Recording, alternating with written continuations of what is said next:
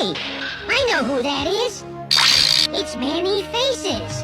At your service. Hello, I'm Grayson Ottaway. Welcome back. This is Marvelous Videos. Man-E Faces Origins Explored. He-Man. Hello guys, welcome back to another fantabulous video by none other than your favorite YouTube channel, Marvelous Videos. We've all watched superhero movies, read their comics, and even seen their live-action movies, but one of them always seems to stand out, and that is the He-Man franchise. We've heard of the world's mightiest hero, He-Man, the guardian of Castle Grayskull, the sorceress, or even He-Man's trustworthy companion, Battle Cat. But in today's video, we'll briefly be discussing a character from the He-Man franchise known as Man-E Faces. Now, many of you might have heard of him, and some of you might not have. So if you've not, you're at the right place, because we'll be telling you everything you need to know about this unique character, his backstory, his friendships, his rivalries, and even how his character came to be, right from the beginning, all the way to the end. So without any further ado, let's jump in. But before we do, a very small request. If you like our content, please support us by subscribing to this channel. Small click for you, but for us, means a lot. Thank you so much. Let's go. I surrender! It's just me. Man-E Faces in early mini-comics. Initially created by Gary Cohn, Man-E Faces was intended to be a very dark character with a sad past. He was first introduced as an antagonist, but soon his character gained the title of a hero. During the second wave of figurines in the year 1983, he was one of the first characters to be developed, and he made his debut in the mini-comics named The Ordeal of Man-E Faces. Man-E Faces was a brilliant actor named Perkadu, whom Skeletor, He-Man's archenemy, captured. He was forced to drink a magical potion by Skeletor, which turned him into a monster who attacked anyone and everyone in his line of sight. Skeletor used him as his pawn and did not show any mercy while turning him into an abomination. After the sorceress realized what had happened to Man-E Faces and how he was trapped inside his own body and was being dominated by a second persona, she tried helping him. She successfully managed to turn him back into a human. Even before they could feel relieved, Skeletor came back and soon asserted his dominance over him and turned poor Man-E Faces back into a monster. The sorceress kept on trying to turn Man-E Faces back into a human, but Skeletor kept on reverting her actions. This constant struggle forced Man-E Faces to create a third persona, a super-intelligent being with extreme deductive skills, who was neither evil nor good. Soon, He-Man came in and managed to save Man-E Faces from Skeletor's spell, but it was already too late. This third persona caused Man-E Faces to be bonded completely with his machine and monster parts. Soon he vowed to fight until the day he was free from this curse and was back to who he used to be. Here's my grand finale.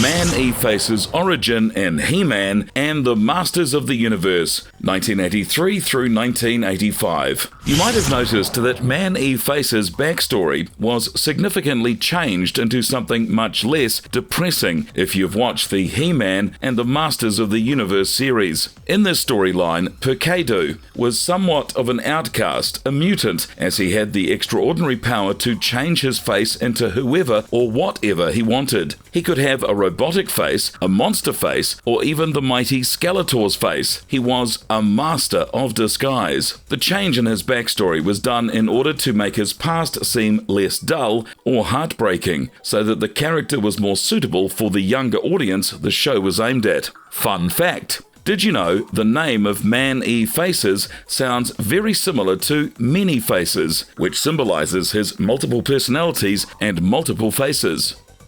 Take a look at the new faces I've been working on, Orko.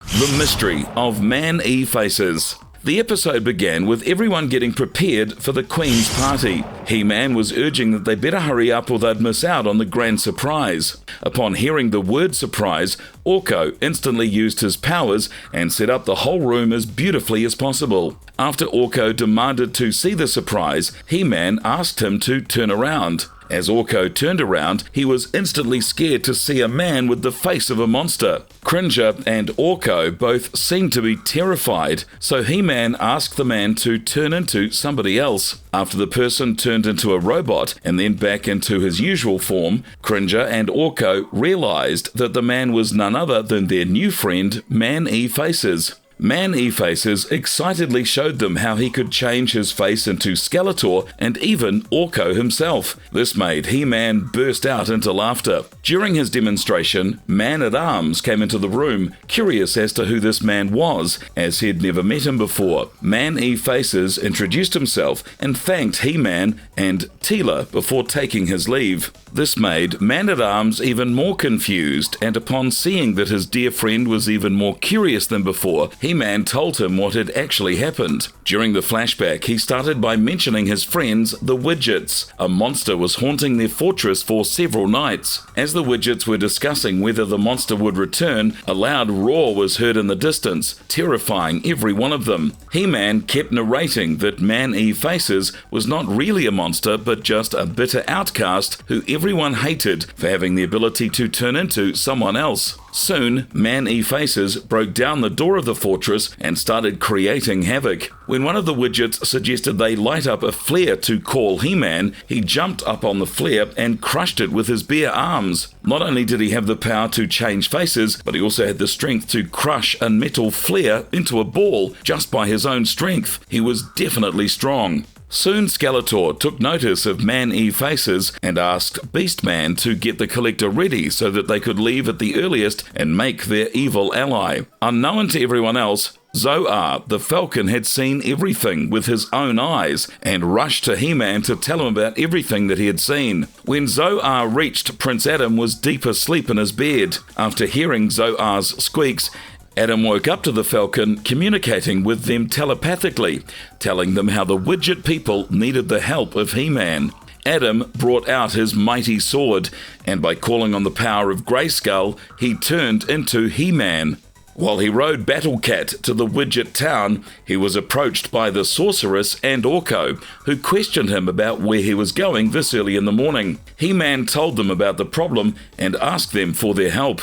Meanwhile, in the fortress, Man-E-Faces seemed to have taken total control over the place and was ruling the place like a true dictator. Laura, one of the Widgets, became very angry and frustrated due to being ordered by an intruder. He ordered them around, made them bring food, and even rebuked them for serving him food he didn't like. Suddenly, He-Man called out to the Widgets from outside, asking them if they were there. This terrified Man-E-Faces, and he ordered the Widgets to ask him to go away. While the others contemplated whether or not it was safe not to listen to him, Laura screamed out, "He-Man, help!" This alerted He-Man and Battle Cat, and they instantly confronted Man-E-Faces. In fear, Man-E-Faces attacked He-Man and the gang, but was easily overpowered by them. During the whole fight, he made small comments which made it clear that he was deeply sad about how he was always treated like an outcast and no one ever gave him a chance. Just as He-Man was about to talk to him properly, Skeletor teleported Man-E-Faces into his collector. He-Man saw the ship and instantly recognized it. While everyone else thought that Man-E-Faces was one of Skeletor's goons, He-Man was still not sure about it, as Man-E-Faces did not really hurt anyone, and all he did was scare them. Just as everyone tried to tell He-Man about how badly Man-E-Faces treated them, the Sorceress came and confirmed that He-Man was indeed right, and this man was not evil, just terribly afraid and lonely. Just as she told He-Man about this, she sensed Grayskull under Skeletor's attack, so He-Man and the gang rushed back to Castle Grayskull to stop Skeletor from succeeding with his plans. Meanwhile, in the Collector, Skeletor tried to make Man-E-Faces serve him forcefully, but when Skeletor realized that Man-E-Faces' strength was far greater than he assumed, he made Beastman use his psychic powers and take control over his will. After they reached Grayskull, a huge battle started between them and the sorceress, but soon the sorceress started feeling weak, and upon seeing this, Beastman took Man-E-Faces down on the ground and asked him to do whatever he said. While Skeletor distracted the sorceress, Beastman and Man-E-Faces managed to open the door to Castle Grayskull, but just as they were about to enter, He-Man stopped them. They started fighting with each other, with He-Man easily overpowering Beastman, but Beastman was not going down that easily. He commanded Man-E-Faces to fight He-Man. Man-E-Faces tearfully did just as Beastman said, but he pleaded with He-Man to help him. He told He-Man that he was not evil and that he did not want to fight him, but with Beastman's repeated commands, he jumped on He-Man, who toppled over him, sending him straight under the staff held by Teela. Soon the sorceress reversed Beastman's powers over Man-E-Faces, making him return to his normal self. He was glad and wanted to help his saviors, so he went on board the Collector alongside He-Man and easily destroyed the ship, jumping out right in time before Skeletor and his ship went out of control and fell straight into a fault. He-Man spoke to Man-E-Faces and got to know everything about his past and felt sympathetic towards him. He asked him his name, and Man-E-Faces said he really never had a name, so Orko exclaimed in excitement, "Many-Faces! That's right, Man-E-Faces!" After this, the flashback ended with He-Man sitting at a table with Man-at-Arms and telling him how Man-E-Faces became Eternia's most famous actor. The episode ended happily when He-Man and his friends ran into the auditorium to see Man-E-Faces being cheered by everyone in the room, including the Widgets, hence proving that he finally found new friends and happiness at last. This episode was one of the saddest yet, and one of the most meaningful and educating episodes ever. Certainly do. You...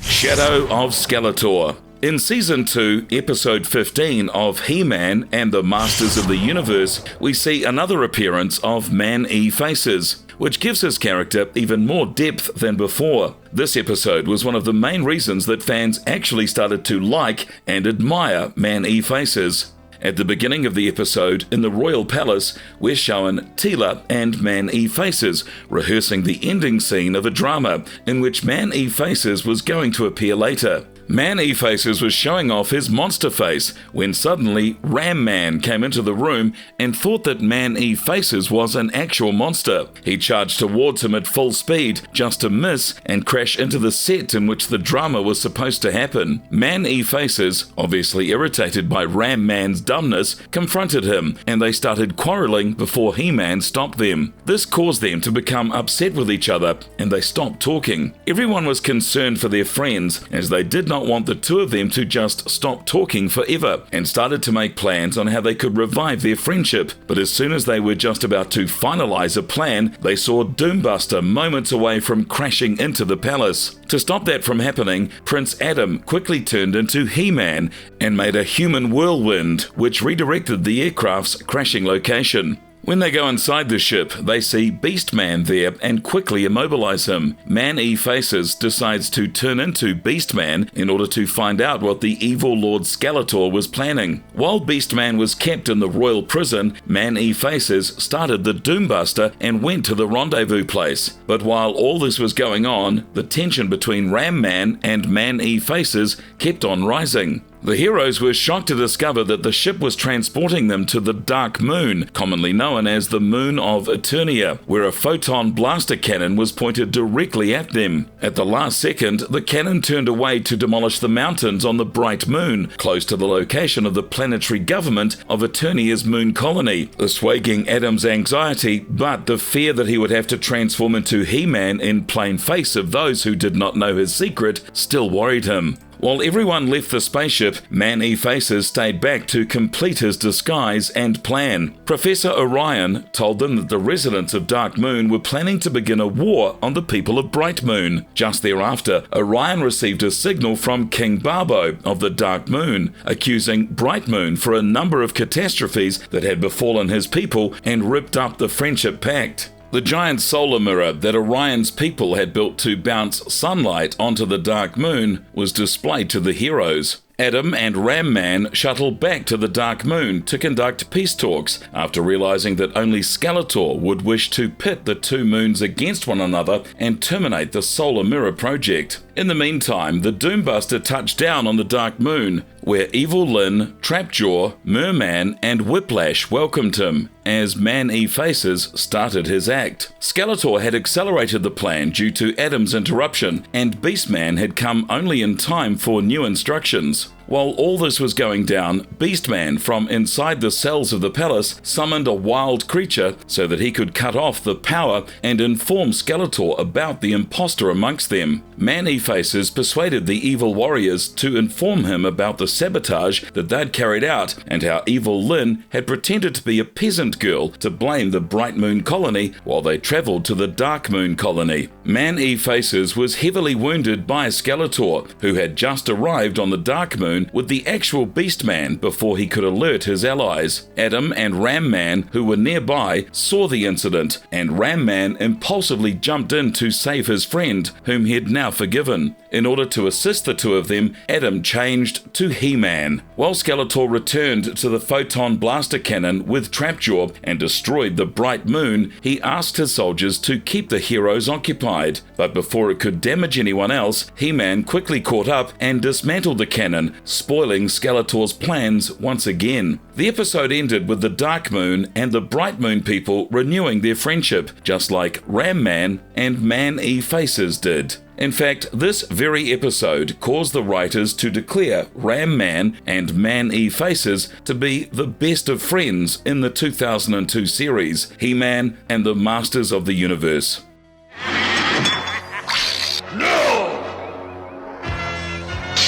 What makes Man-E-Faces so powerful? As we saw from the previous episodes, Man-E-Faces has insane superhuman strength and the ability to change faces. But did you know that he also changed personalities with each face? When he uses his human face, he is a kind-hearted human who loves and cares for his friends. In his robotic face, he's an extremely smart being with amazing deductive and analytical skills, making him an excellent chess player. He also gets amazing tracking skills. He can aim at targets without missing one shot, and he also does not have to breathe when he uses his robotic face, thus making him unharmed in outer space or even drowning. While using the monster's face, Man-E-Faces gains the ability of super strength and becomes a fierce animal, which has the ability to trample over anything with little to no effort. He also gains superhuman hearing and sharp claws, which assist him greatly.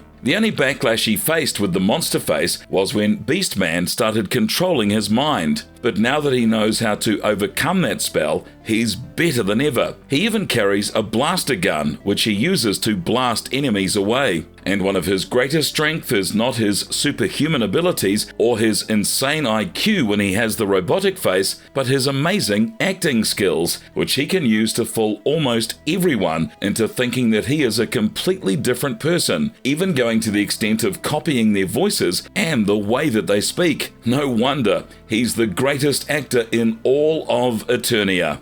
Conclusion. Man-E-Faces is one of the most lovable characters in all of the franchise. He's a very underrated character, but despite his limited appearances, he's managed to gain a special place in viewers' hearts. He has everything that a good character needs: a dark backstory, a redemption arc, trustworthy friends, and selflessness. He is truly worthy of being regarded as a hero, and his character has a lot of space for better story arcs. We'd love to see more adaptations of his character, and would love to know more about his time spent with Prince Adam and Ram Man, his two best friends. If you enjoyed this video, go and check out our playlist of all the He-Man characters and their origin stories. Again, if you like our content, please don't forget to leave a like and subscribe to us if you haven't already. Have a good one, be safe. See you again in the next video.